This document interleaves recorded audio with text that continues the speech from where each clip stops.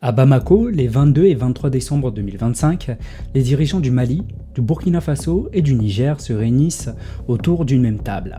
Sur le papier, c'est un sommet stratégique. Dans les communiqués officiels, on parle de coopération, de sécurité et de projets communs. Mais sur les plateaux télé, sur les réseaux sociaux, on entend une question simple, mais lourde de conséquences. Et si un jour, l'AES décidait vraiment de tourner la page du franc CFA ? Alors, petite précision, ce que nous faisons ici, c'est hypothétique. Ce n'est pas à l'ordre du jour officiellement. Ce que nous faisons ici, c'est un exercice économique.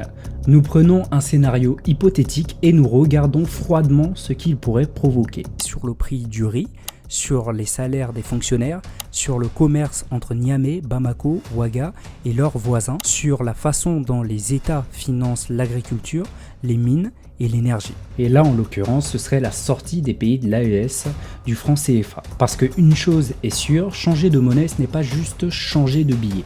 C'est toucher à la façon dont tout un pays respire économiquement. Alors, si un jour l'AES décidait réellement de sortir du franc CFA, qu'est-ce que cela signifierait pour vous, pour votre portefeuille, pour votre entreprise et pour les millions de personnes qui vivent et commercent dans cette région ?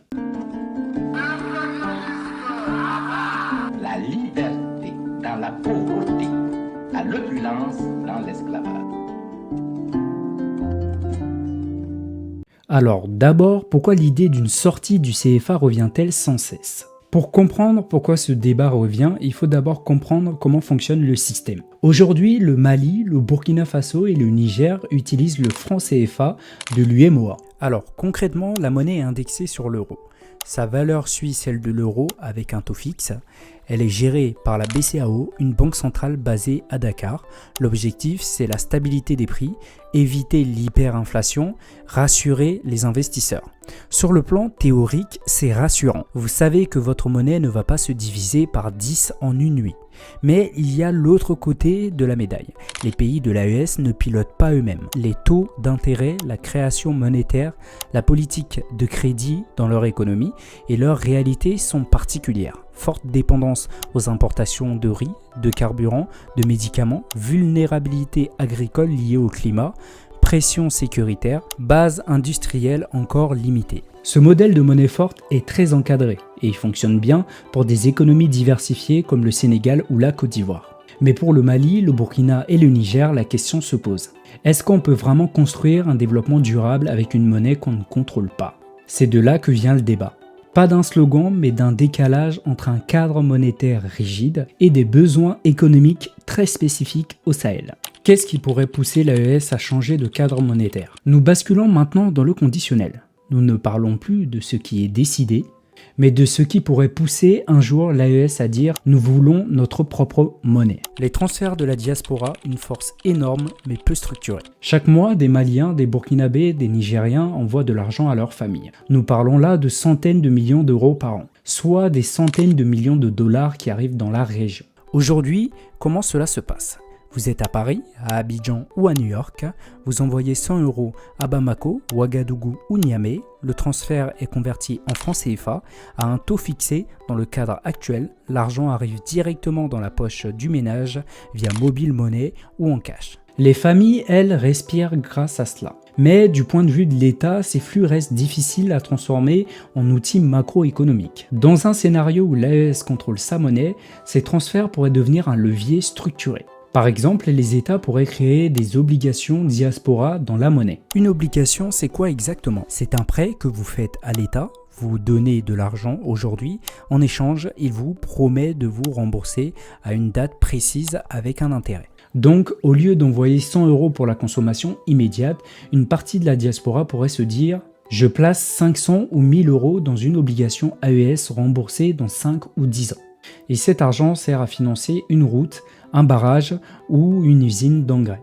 Dans ce scénario, les transferts ne servent plus uniquement à survivre au mois. Ils deviennent aussi une façon de financer le développement, et tout en restant une épargne pour les familles. Le coût des importations, le vrai nerf de la guerre. Pour comprendre le problème, nous pouvons prendre 3 produits très simples. Le riz, le carburant, les médicaments. Le Sahel importe une grosse partie de son riz, il importe presque tout son carburant, il importe la majorité de ses médicaments. Et tout cela est payé en dollars ou dans d'autres devises. Aujourd'hui, comme le franc CFA est accroché à l'euro, dès que le dollar s'apprécie par rapport à l'euro, les prix des importations augmentent. Et les États n'ont quasiment aucun levier monétaire qui permet d'amortir le choc. Dans ce cadre où l'AES aurait sa monnaie, les États pourraient imaginer un fonds spécial d'importation pour le riz, des mécanismes temporaires pour limiter la hausse des prix du carburant, des dispositifs ciblés pour les médicaments essentiels.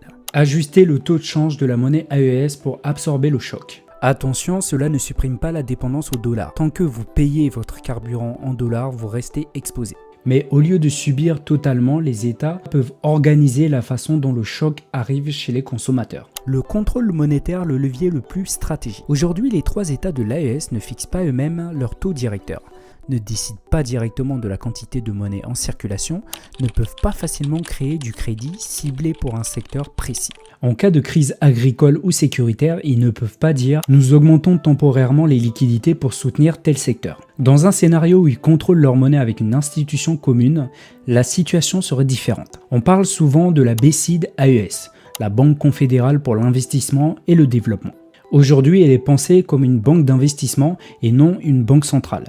Mais demain, dans un autre cadre, elle pourrait devenir l'un des outils d'un contrôle économique plus autonome. En finançant des projets stratégiques décidés à l'échelle de l'AES, en soutenant des filières comme les engrais, la transformation du coton et l'énergie. Certains évoquent même l'idée d'une monnaie adossée à l'or. Pourquoi l'or ? Parce que le Mali et le Burkina sont parmi les plus gros producteurs d'or du continent. Dans la théorie, dire que notre monnaie est garantie par de l'or que nous possédons vraiment peut renforcer la confiance. Mais cela ne fonctionne que si les réserves d'or sont réelles et transparentes, la gestion monétaire est stricte et si les États résistent à la tentation de tricher avec les règles en période de crise. Tout cela, ce seraient des raisons qui pourraient pousser l'AES à réfléchir à un autre modèle. Mais si la décision était prise, quel effet concret verriez-vous apparaître en premier ? Les effets possibles d'une sortie du CFA. Les réserves de change, l'épreuve du feu. Imaginons maintenant que la décision est actée.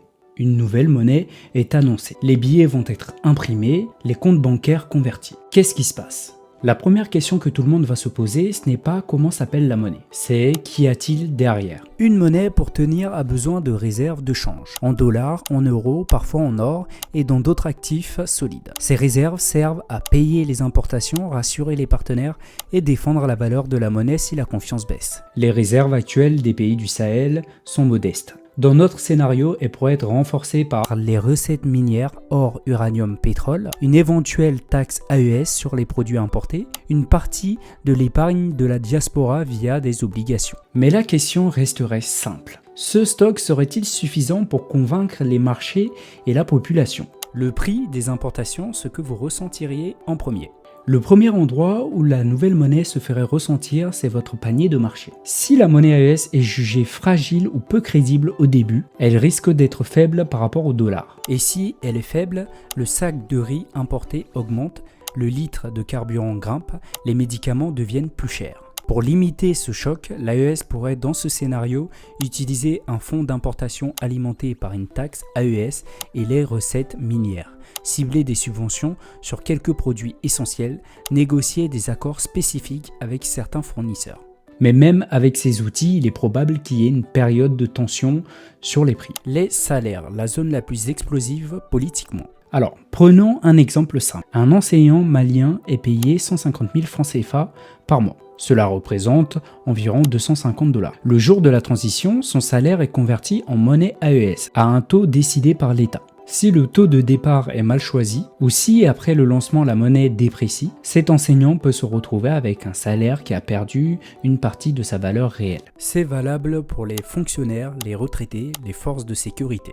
Si ces catégories ont le sentiment d'être les grands perdants dans la réforme, la confiance dans la nouvelle monnaie pourrait s'effondrer très vite. C'est pour ça que la conversion des salaires serait l'un des chantiers les plus sensibles de toute l'opération. Les PME et le commerce régional. Aujourd'hui, un commerçant qui achète en Côte d'Ivoire pour revendre au Mali travaille dans la même monnaie, le franc CFA. Donc, pas de taux de change. Demain, avec une monnaie AES séparée, pour acheter en Côte d'Ivoire, au Bénin, au Togo, au Ghana, il faudrait passer par un taux de change.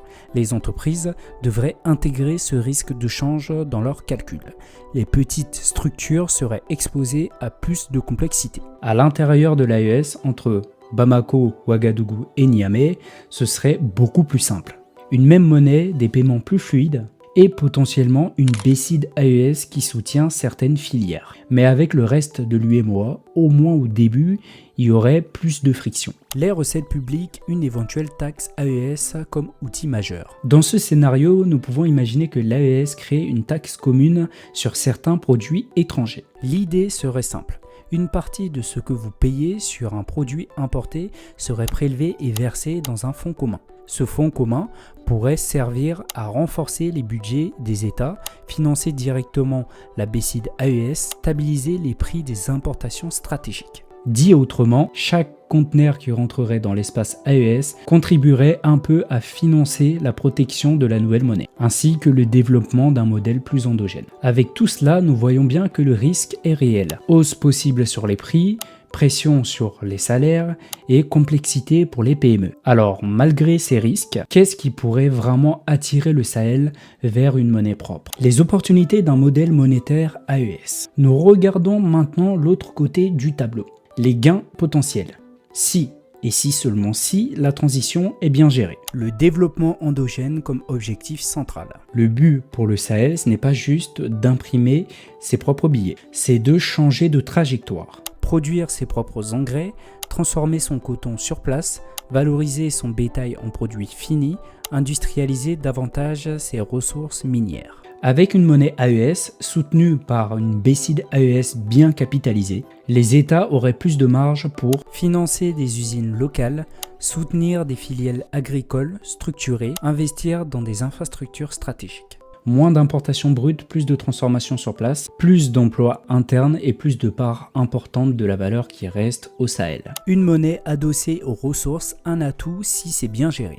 Le Mali et le Burkina ont l'or, le Niger, l'uranium et le pétrole.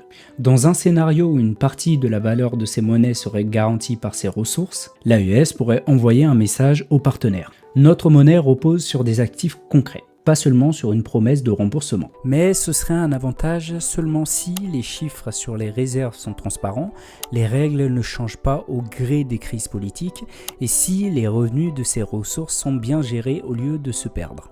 Une politique monétaire pensée pour le Sahel. Avec sa propre monnaie, l'AES pourrait adapter ses taux d'intérêt au rythme des campagnes agricoles, réagir plus vite à une crise alimentaire, orienter le crédit vers des secteurs qui comptent vraiment sur place, engrais, semences, irrigation, énergie, logistique.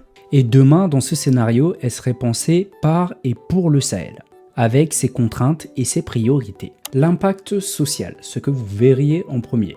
Au final, tout se joue là. Les premiers mois, ce que vous verriez, ce serait le prix du sac de riz, le coût du transport, la facture de pharmacie, la valeur réelle de votre salaire. La confiance dans la nouvelle monnaie ne viendrait pas d'un discours, mais de 3 choses très simples.